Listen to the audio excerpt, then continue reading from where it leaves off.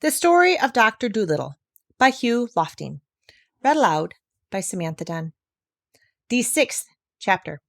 Polynesia and the King. When they had gone a little way through the thick forest, they came to a wide, clear space, and they saw the king's palace, which was made of mud.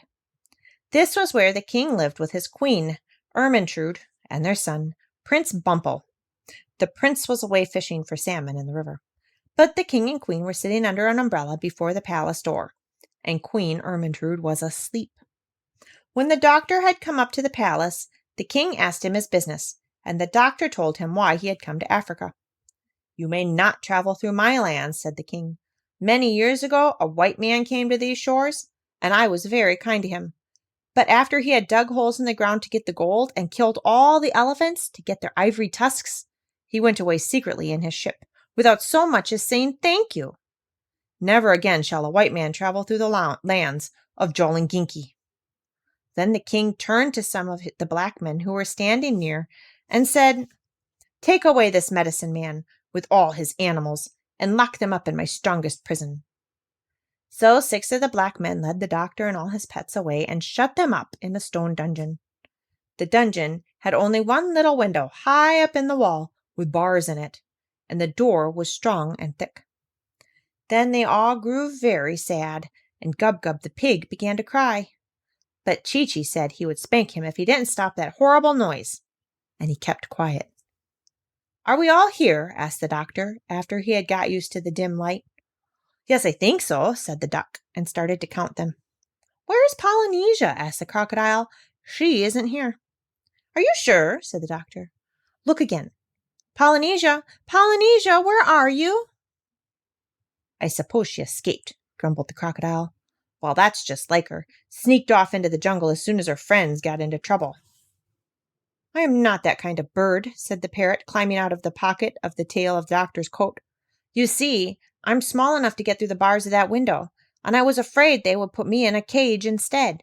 So while the king was busy talking, I hid in the doctor's pocket, and here I am. That's what you call a ruse," she said, smoothing down her feathers with her beak.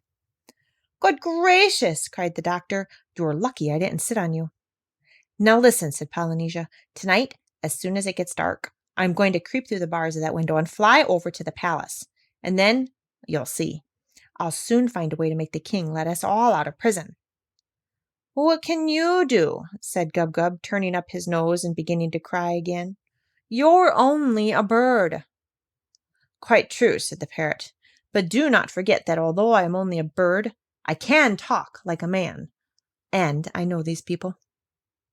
So that night, when the moon was shining through the palm trees and all the king's men were asleep, the parrot slipped out through the bars of the prison and flew across to the palace. The pantry window had been broken by a tennis ball the week before, and Polynesia popped in through a hole in the glass. She heard Prince Bumble snoring in his bedroom at the back of the palace. Then she tiptoed up the stairs till she came to the king's bedroom. She opened the door gently and peeped in. The queen was away at a dance that night at her cousin's, but the king was in bed, fast asleep. Polynesia crept in very softly and got under the bed. Then she coughed, just the way Dr. Dolittle used to cough. Polynesia could mimic anyone. The king opened his eyes and said sleepily, "Is that you, Ermintrude?" He thought it was the queen come back from the dance. Then the parrot coughed again, loud, like a man, and the king sat up, wide awake, and said, "Who is that?" "I am Dr. Dolittle," said the parrot, just the way the doctor would have said it. "What are you doing in my bedroom?" cried the king. "How dare you get out of prison? Where are you? I don't see you." But the parrot just laughed, a long, deep, jolly laugh like the doctor's. "Stop laughing and come here at once so I can see you," said the king. "Foolish king," answered Polynesia, "have you forgotten that you are talking to John Dolittle, M.D., the most wonderful man on earth? Of course you cannot see me. I have made myself invisible. There is nothing I cannot do. Now listen, I have come here tonight to warn you. If you don't let me and my animals travel through your kingdom, I will make you and all your people sick like the monkeys, for I can make people well and I can make people ill. just by raising my little finger. Send your soldiers at once to open the dungeon door, or you shall have mumps before the morning sun has risen on the hills of Joliginki." Then the king began to tremble and was very much afraid. "Doctor," he cried, "oh, it shall be as you say. Do not raise your little finger, please." And he jumped out of bed and ran to tell the soldiers to open the prison door. As soon as he was gone, Polynesia crept downstairs and left the palace by the pantry windows. But the queen, who was just letting herself in at the back door with the latchkey, saw the parrot getting out through the broken glass. And when the king came back to bed, she told him what she had seen. Then the king understood that he had been tricked, and he was dreadfully angry. He hurried back to the prison at once. But he was too late. The door stood open.